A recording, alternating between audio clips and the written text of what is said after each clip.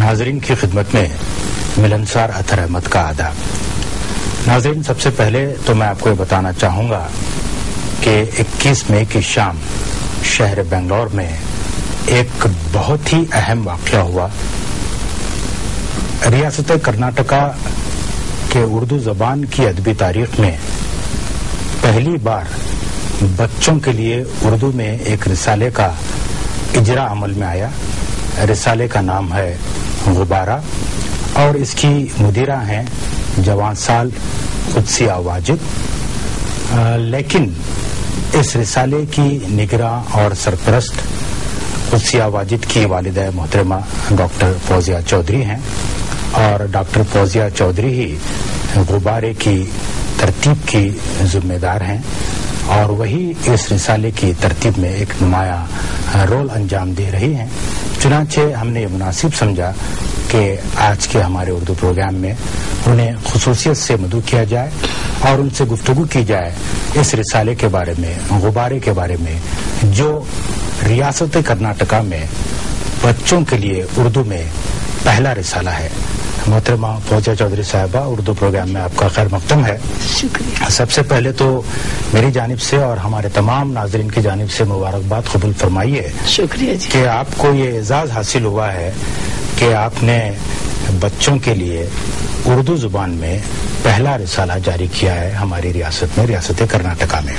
تو سب سے پہلے ہمارے ناظرین کو یہ بتائیے کہ آپ کے ذہن میں بچوں کے لیے اردو میں رسالہ شروع کرنے کا خیال کیسے آیا؟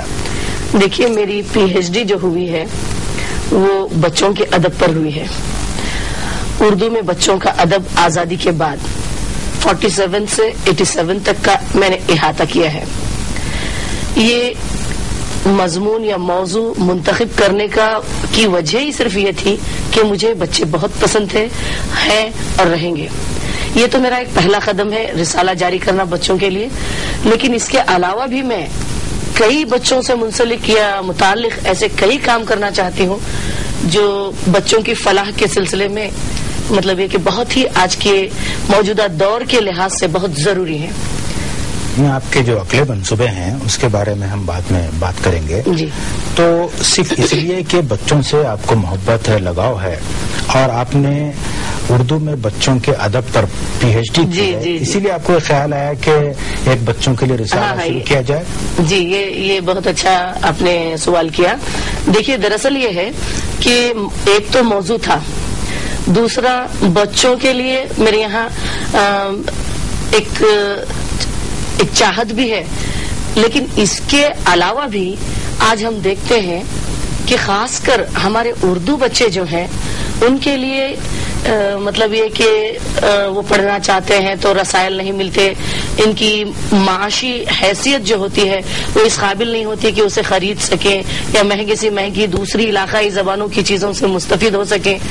تو میں چاہتی تھی کہ ہمارا بچہ جو مستقبل میں بحیثیت شہری ہندوستان کے سماج کا شہری بنے گا تو وہ خود کو ایک طرح سے کمتر انسان نہ سمجھے یا خود میں ایک طرح کی احساس کمتری کا شکار نہ ہو، اور ساتھ ہی آج کے ماحول کے اثر کی وجہ سے ہمارا بچہ دوسرے اقدار، دوسری تہذیب یا دوسری چیزوں سے اتنا زیادہ متاثر ہو کہ اردو کی زبان کی جو تہذیب ہے، جو ثقافت ہے یا جو تاریخ ہے اس سے بے بہرا نہ رہے۔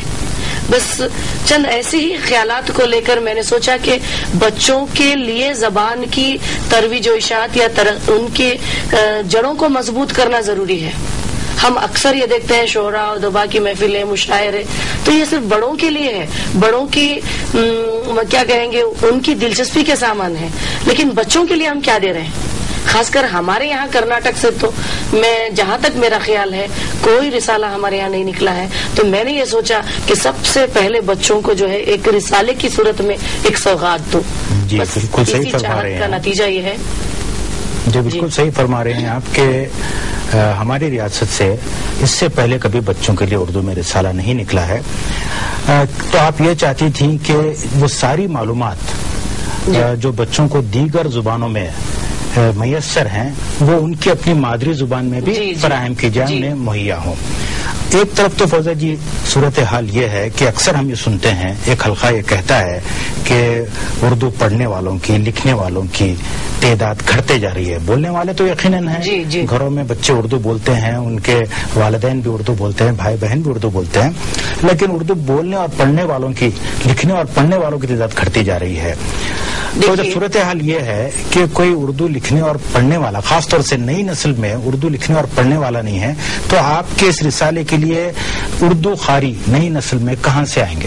اچھا دیکھیے، بڑا چپتا ہوا سوال ہے یہ، لیکن میں جہاں تک سمجھتی ہوں، چونکہ میں ایک اردو لیکچرر ہوں اور میں اکثر اسکولوں کو جاتی رہتی ہوں اور ایجوکیشنل جو محکمہ ہے اس سے میرا تعلق ہے. آپ دیکھیے کہ ہم یہ کہتے ہیں کہ ہماری تعداد جو ہے بولنے والوں کی ہے، سننے والوں کی ہے، لیکن پڑھنے والوں کی کم ہو رہی ہے. تو اگر ہم اسے حقیقت کے طور پر بھی تسلیم کر لیں تو یہ بات کالج کی سطح پر یا پھر ماسٹر ڈگری کی سطح پر ہم اس بات کو حقیقت کے طور پر لے سکتے ہیں، لیکن اسکول کی سطح پر دیکھیں گے ہم تو اردو اسکول سووں کی تعداد میں ہے اور ہر اسکول میں ہزاروں کی تعداد میں بچے پڑھ رہے ہیں. لیکن یہ سوال جہاں تک میں سمجھتی ہوں کہ ہو سکتا ہے اسکولوں کا معیار اتنا نہیں ہے، یا پھر یہ ہو سکتا ہے کہ ان کا سٹینڈرڈ کم ہونے کے کی وجہ صرف یہ ہے کہ وہاں جو بچے جس معیار کے یا جس لوکیلٹی سے آتے ہیں وہ غریب طبقے کے ہوتے ہیں. تو کسی کا غریب ہونا یا غریب طبقے سے ہونا یا معاشی حیثیت سے پیچھے ہونا یہ کوئی وجہ نہیں ہے کہ وہ زبان نہ سیکھے. زبان تو سیکھ رہے ہیں ہزاروں کی تعداد میں، لیکن 7th اور SSLC تک آتے آتے اکثر کی تعداد ڈراپ آؤٹ ہو جاتی ہے. جی آپ بالکل صحیح فرما رہی ہیں کہ ہماری ریاست میں بے شمار اردو ذریعے تعلیم کے اسکول ہیں. تو ایک جو ہماری ریاست کا شمالی علاقہ ہے وہاں تو ہائی اسکول تک اردو کے ذریعے تعلیم کا انتظام ہے، اور جو جسے ہم قدیم میسور کہتے ہیں وہاں 7ویں جماعت تک اردو کے ذریعے تعلیم کا انتظام ہے. تو یہ لوگ شاید آپ کے رسالے کے قاری ہوں گے، لیکن آپ نے ایک بڑی اچھی بات کہی کہ ان بچوں کی معاشی حالت بہت زیادہ اچھی نہیں ہے. تو آپ کیا سمجھتے ہیں کہ یہ بچے آپ کا رسالہ خرید کر پڑھ پائیں گے؟ ہاں جی، تو دیکھیے میں آپ کو وہی بات ادھوری رہ گئی. میں یہ بتانا چاہتی تھی جیسے گلبرگہ ہے، رائچور ہے، بیدر ہے اور جو ہے شمالی کرناٹک کے جو کئی اضلاع ہیں، یہاں پر جو اردو اسکولز ہیں وہ بنسبت علاقائی زبانوں کے، جیسا کہ ہمارے فنکشن ہی میں خمر الاسلام صاحب سابقہ MP اور MLA اپنی مشاہدے کی روح سے یہ بات بتا رہے تھے کہ شاہین اسکول ہے اور نیشنل اسکول ہے، علمین اسکول ہے، جہاں پر ہزاروں کی تعداد میں بچے ہیں.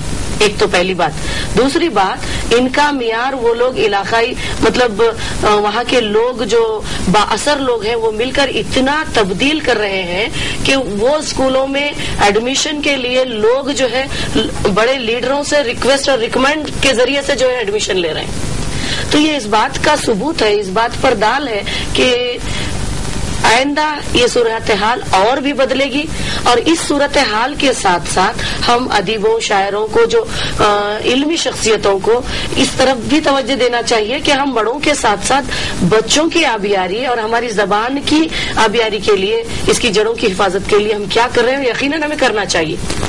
تو بہرکیف اسی سوچ نے مجھے مجبور کیا کہ پہلا قدم میں ایک رسالے کی صورت میں اٹھاؤں. یہ تو آپ نے خیر بہت اچھا کام کیا. میرا سوال یہ تھا کہ آپ نے کہا کہ جن طبقوں سے یہ بچے آ رہے ہیں اردو میڈیم کے مدارس میں، تو کیا ان کی معاشی استطاعت اتنی ہے کہ وہ اس پرچے کو خرید کر پڑھ سکیں، یا اس معاشی استطاعت کو ذہن میں رکھ کر آپ نے پرچے کی کیا قیمت رکھی اس کے بارے میں کچھ بتائیے؟ ہاں جی. تو دیکھیے، جو انگریزی میگزینز کی قیمت ہوتی ہے یا جو علاقائی زبانوں میں جو دوسرے میگزینز شائع ہو رہے ہیں ان کی قیمتوں کا اگر جائزہ لیا جائے تو ہم نے اپنے رسالے کی قیمت گو کے شائع کی ہے 15 روپے، لیکن میں نے وہاں پر بھی اعلان کیا کہ میں اسے صرف 10 روپے میں دے رہی ہوں، اور سالانہ جو لوگ لیں گے انہیں 50 روپے، اور 2 سال کے لیے جو لوگ لیں گے انہیں مطلب 60 روپے 1 سال کے لیے، اور 2 سال کے لیے صرف 100 روپے میں نے اس کی قیمت رکھی ہے. اور 100 روپے 2 سال کے لیے دینا مجھے جہاں تک لگتا ہے کہ کسی کے لیے مشکل نہیں ہے.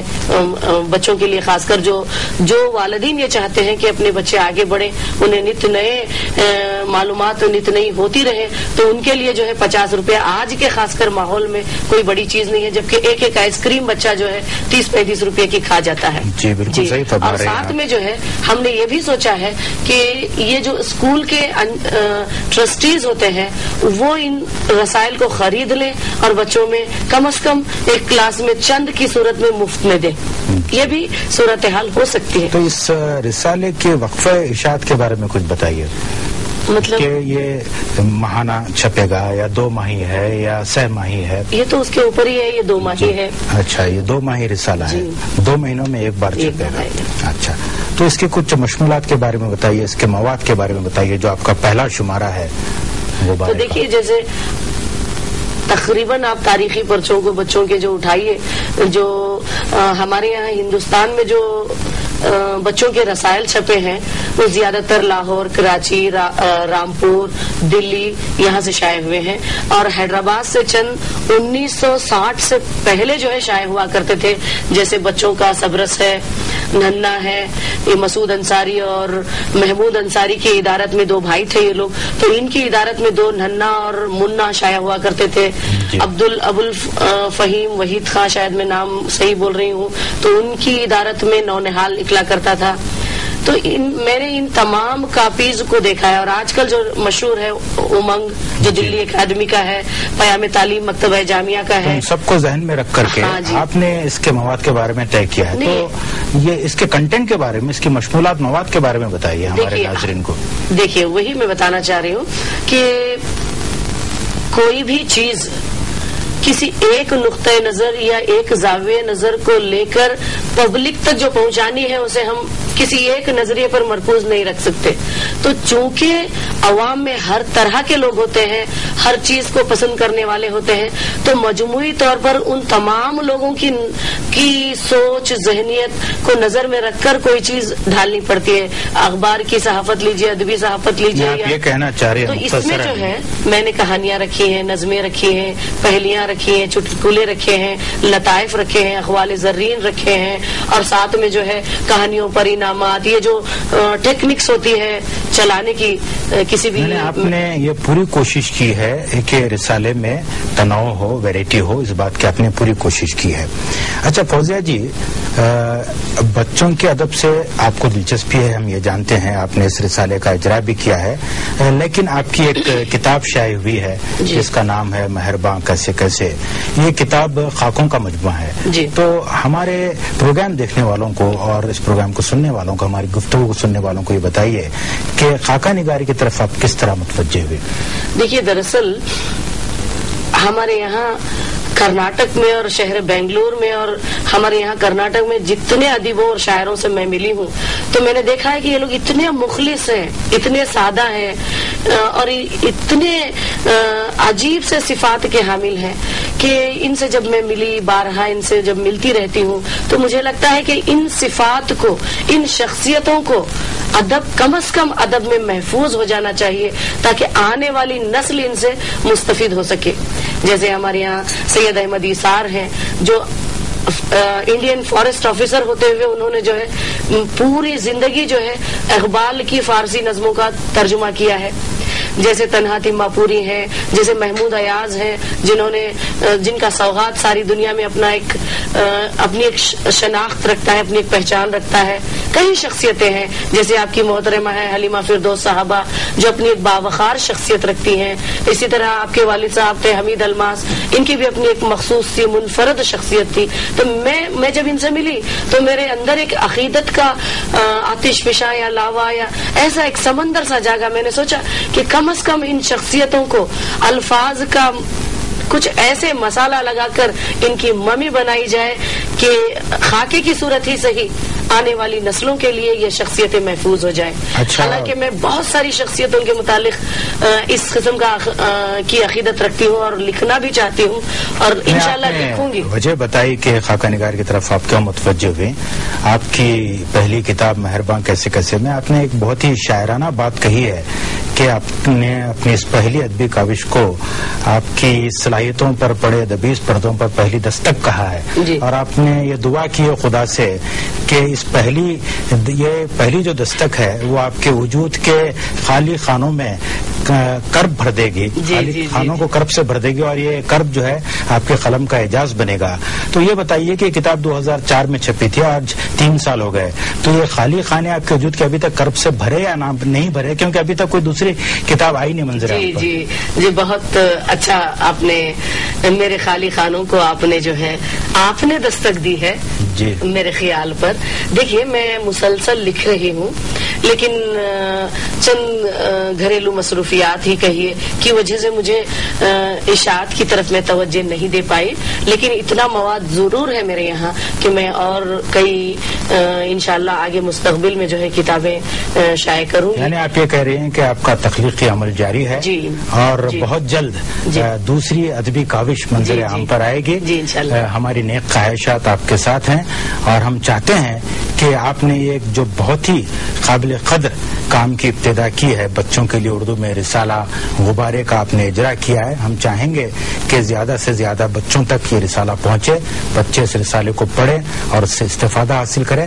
آپ نے ہمارے پروگرام میں شرکت کی، اپنے خیالات کا اظہار کیا، اس کے لیے آپ کا بہت بہت شکریہ. خدا حافظ. شکریہ.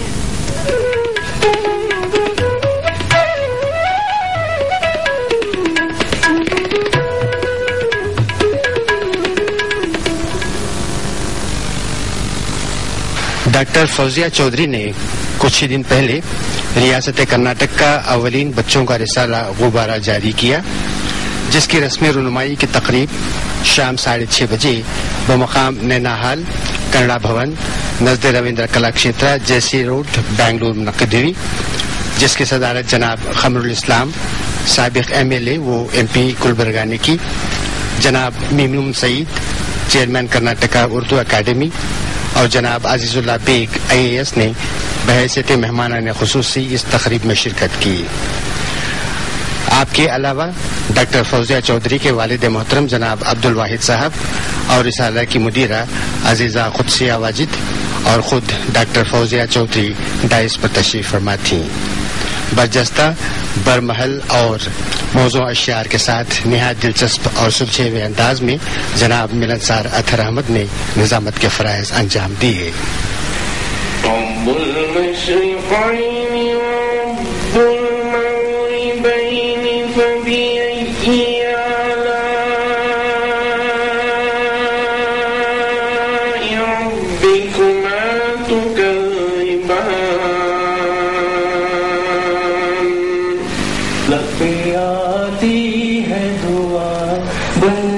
تمنا میری ہو میرے دم سے یوں ہی میرے وطن کی زینت، جس طرح پھول سے ہوتی ہے چمن کی زینت.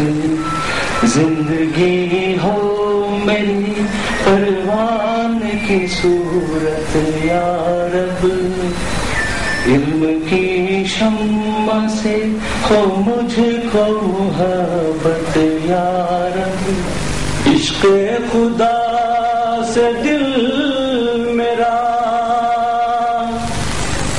سرشار ہو گیا، کردار مصطفیٰ سے مجھے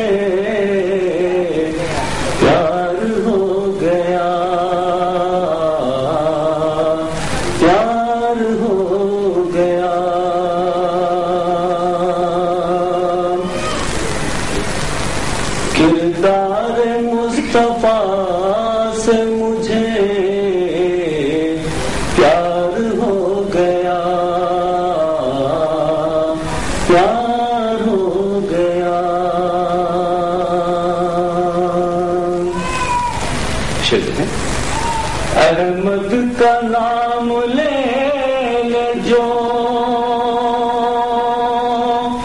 نام خدا کے بعد، احمد کا نام لے لے جو نام خدا کے بعد، بے شک وہ شخص خود کا حقدار ہو گیا، حقدار ہو گیا۔ جب ہم پڑھانے کے لیے پڑھتے ہیں تو کچھ ذمہ داری ہمیں آ جاتی ہے، یا پھر شائع کرنے کے لیے پڑھتے ہیں تو یہ ذمہ داری کچھ اور بڑھ جاتی ہے۔ میں نے محسوس کیا کہ ادارتی ذمہ داریاں جب ہم پر پڑتی ہیں تو ہم میں اور زیادہ باریک بینی آ جاتی ہے۔ میں نے اپنی تمام تر استطاعت کے ساتھ جو بھی مجھ میں ہے اس کام کو نبھایا ہے۔ میں کہاں تک کامیاب ہوں یہ فیصلہ آپ پر چھوڑتی ہوں۔ بچے ہمارے قوم کا مستقبل ہیں۔ قوم کی تعلیم و تربیت کا بہترین ذریعہ ادب اطفال ہے۔ اس حقیقت کے پیش نظر ڈاکٹر فوزیہ چودھری نے بچوں کا ادب لے کر ایک رسالہ ترتیب دیا، غبارہ، جس کی رسم رونمائی کرناٹک اردو اکیڈمی کے چیئرمین جناب میمنون سعید کے ہاتھوں عمل میں آئی۔ اس کے بعد سعید صاحب نے اپنے تاثرات کا اظہار میں کہا کہ یہ اولین بچوں کا رسالہ ہے جو ریاست کرناٹک سے جاری ہوا ہے۔ اس کے لیے ڈاکٹر فوزیہ چودھری قابل تعریف ہیں اور آپ کا یہ دلیرانہ اقدام لائق تحسین ہے۔ بہت خوبصورت رسالہ نکلا ہے، انشاءاللہ بہت جلد آپ کے ہاتھوں میں بھی ہوگا۔ مجھے خاص طور پر اس رسالے کی آج اجرائے کی خوشی اس لیے ہے کہ کرناٹک کی ادبی تاریخ کا ایک حصہ بن گیا ہے۔ ابھی تھوڑی دیر پہلے ملن صاحب اطہر صاحب نے پوچھا تھا کہ بچوں کے رسائل ملک سے بہت مقامات سے نکلتے ہیں، اس کی ایک روایت سی رہی ہے، لیکن کیا کرناٹک سے بھی پہلے کبھی کوئی اردو بچوں کا رسالہ نکلا تھا؟ میری معلومات میں تو اس سے پہلے نہیں نکلا، اور یہ اولیت کا صحرا ڈاکٹر فوزیہ چودھری کے سر ہی جاتا ہے۔ ایک طرف یہ صورتحال ہے کہ اردو میں دھڑا دھڑ کتابیں چھپ رہی ہیں، رسائل چھپ رہے ہیں، اور آج ایک بچوں کا رسالہ بھی چھپ رہا ہے، تو آخر اس رسالے کا کیا جواز ہے؟ اس کے پڑھنے والے کون ہیں؟ اس کے خریدنے والے کون ہیں؟ ان مسائل پر ہمیں سوچنا ہے۔ میں ایسے ہی عذرائے مزاح فوزیہ چودھری سے پوچھ رہا تھا کہ آخر آپ یہ رسالہ کن کے لیے نکال رہے ہیں؟ ہم یہ اچھی طرح جانتے ہیں کہ ہماری نئی نسل گھروں میں اردو بولتی تو ہے، کیونکہ ہماری مادری زبان آج بھی اردو ہے، لیکن وہ ایک بولی کی حیثیت سے اس کا استعمال کر رہے ہیں، لیکن ہماری نئی نسل اردو لکھنا، پڑھنا، بولنا نہیں جانتی ہے۔ تو پھر یہ رسالے کا جواز کیا ہے؟ بچوں کے لیے آپ کیوں رسالہ نکال رہی ہیں؟ تو انہوں نے عذرائے مزاح کچھ جواب دیا، لیکن میں اس پر مسلسل سوچ رہا تھا کہ آخر اس رسالے کا جواز کیا ہے۔ تو مجھے سمجھ میں آیا کہ آج اردو کی ایک نسل بوڑھی ہو چکی ہے، اور کہا جاتا ہے کہ بڑھاپے میں بچپن پھر سے لوٹ کر آتا ہے، تو اس پر اس رسالے کو پڑھنے والوں کی ایک تعداد تو یقیناً موجود ہے۔ کسی بھی رسالے یا کسی بھی جریدے کی کامیابی کا راز یہ ہوتا ہے کہ اس کا اپنا ایک کردار ہو۔ میرا مشورہ ہے کہ آپ اپنے اس رسالے کا ایک مخصوص کردار بنانے کی کوشش کریں۔ ویسے سب سے آسان ترین کام اس ملک میں اردو رسائل اور اخبار کا نکالنا ہے۔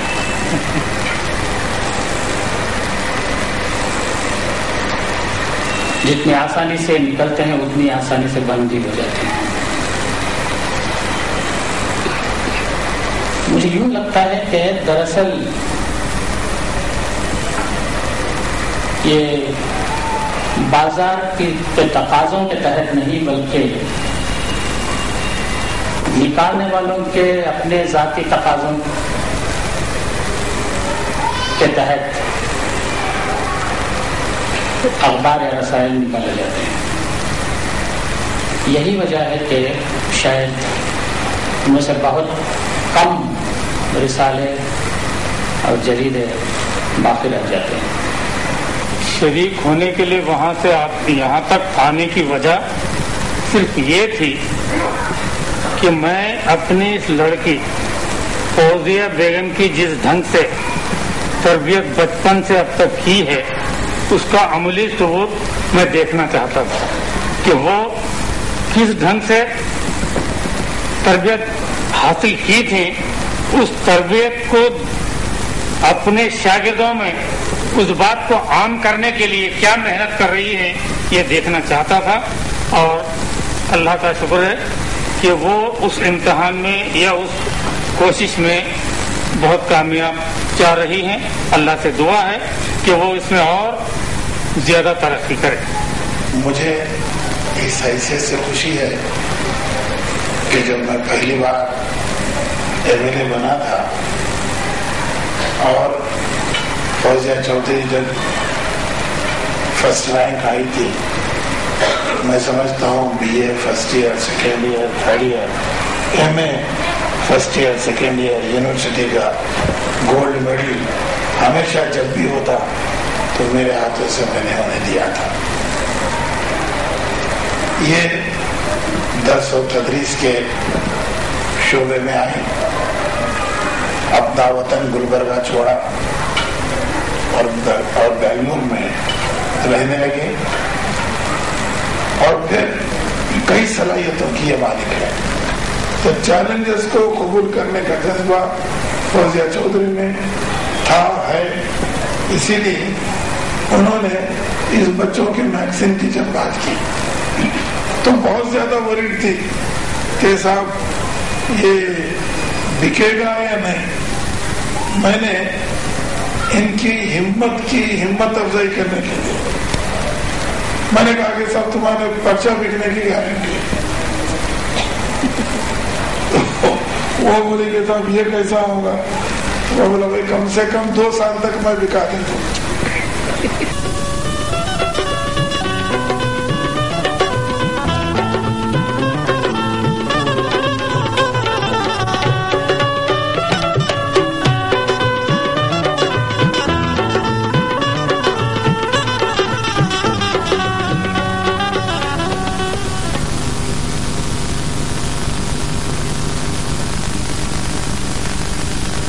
ಚಿತ್ರಮಂಜರಿಯ ಸಾಹಿತ್ಯ ಶೀರ್ಷಿಕೆಯ ಪ್ರಾಯೋಜಕರು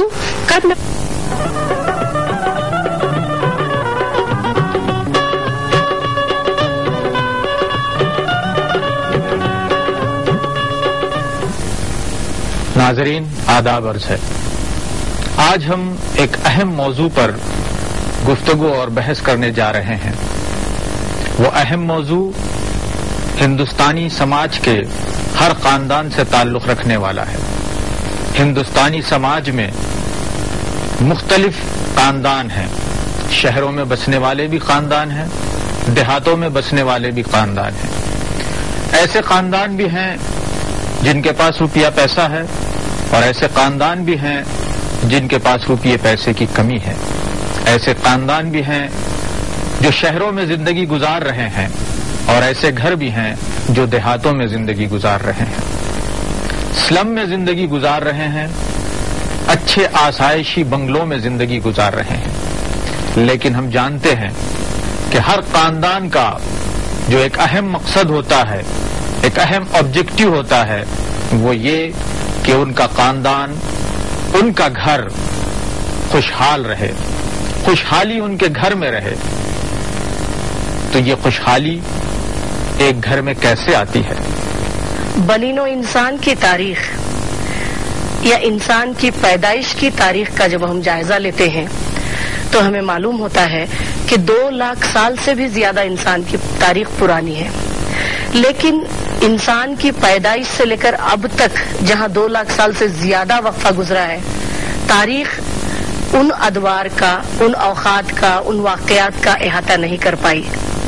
लेकिन तारीख ने जितना भी अहाता किया है, जब हम उसका मुताला करते हैं किसी कौम की तहजीब व सकाफत का या उसकी तारीख से जुड़ी हुई तमाम तर मालूमात का, तो हमें ये बात खुलकर सामने आती है कि मर्द और औरत के ताल्लुकात पर मबनी होती है दुनिया की सकाफतें। जब तक औरत और मर्द یا مرد اور عورت کا کے درمیان رشتہ جسے ہم ازدواجی رشتہ کہتے ہیں یہ مضبوط نہیں ہوتا ہے یا اپنے دائرے اور حدود میں نہیں ہوتا ہے تب تک قومیں عروج کے زینے کو پا نہیں سکتی، عروج پر پہنچ نہیں سکتی۔ ایک تو ازدواجی زندگی اور زیادہ اس ازدواجی زندگی میں بھی کئی عوامل جہاں کام کرتے ہیں کامیابی کے لیے، خوشحالی کے لیے، اس میں جنسی پہلو بھی بہت اہمیت رکھتا ہے۔ آپ دیکھیں گے کہ غریب سے غریب طبقے کی عورتیں ہوتی ہیں لیکن اپنے گھرے میں اپنے شوہروں کی وفادار ہوتی ہیں اور ہر طرح کے ظلم اور زبردستی کو سہتے ہوئے دنیا کے کاروبار میں وہ مشغول ہوتی ہیں۔ وہیں جب یہ رشتے میں دراڑ پڑ جاتی ہے، ازدواجی رشتہ کہہ لیجئے یا پھر جنسی تعلق کہہ لیجئے، میاں اور بیوی کا، عورت اور مرد کا، تو اس دراڑ سے سارے گھریلو ماحول میں دراڑ پڑ جاتی ہے۔ تو یہاں ہمیں کھل کر یہ بات سامنے آتی ہے کہ ازدواجی تعلق کا مطمئن ہونا، اطمینان بخش ہونا بہت ضروری ہے۔ اب یہیں سے جب دو انسان جڑتے ہیں تو ایک خاندان کی بنیاد پڑتی ہے۔ اس خاندان کی بنیادی خوشحالی کی وجہ بھی میاں بیوی کا خوشحال ہونا ضروری ہے، جذباتی سطح پر، احساس کی سطح پر۔ یہی خوشحالی دراصل بعد کو خاندان کی خوشحالی میں آئینہ بن کر ہمارے سامنے آتی ہے، جلوگر ہوتی ہے۔ جب ہم خاندانوں کے ساتھ کام کرتے ہیں تو دکھ بھی ہوتا ہے کہ آج کل کے موجودہ حالات میں لوگ اتنے مصروف ہوتے جا رہے ہیں، ایک دوسرے کے ساتھ تبادلہ خیال کم ہوتے جا رہا ہے، اور خاص کر کے ہم کو جو تکلیف ہوتی ہے وہ اس بات کی کہ اپنے جو احساسات ہیں ان کا تبادلہ خیال بہت کم ہوتے جا رہا ہے۔ یہ نہیں کہ خاندانوں میں بات چیت نہیں ہوتی ہے، کافی بات چیت ہوتی ہے، لیکن جو بات چیت ہوتی ہے اس میں اپنے جو خیالات، اپنے جو احساسات ہیں اس کا جو اظہار ہونا چاہیے وہ نہیں ہو رہا ہے۔ ازدواجی زندگی کو خوشگوار بنانے کے لیے یہ بات ضروری ہے کہ میاں اور بیوی دونوں اپنے حقوق اور فرائض کا شعور اپنے اندر پیدا کرے اور اس کو پورے ہی خلوص کے ساتھ، مستعدی کے ساتھ، دل سوزی کے ساتھ ادا کرے۔ جہاں تک ذمہ داریوں کا تعلق ہے، مرد پر یہ ذمہ داری ہے کہ وہ پوری خوش دلی کے ساتھ عورت کی مہر ادا کرے۔ قرآن نے فرمایا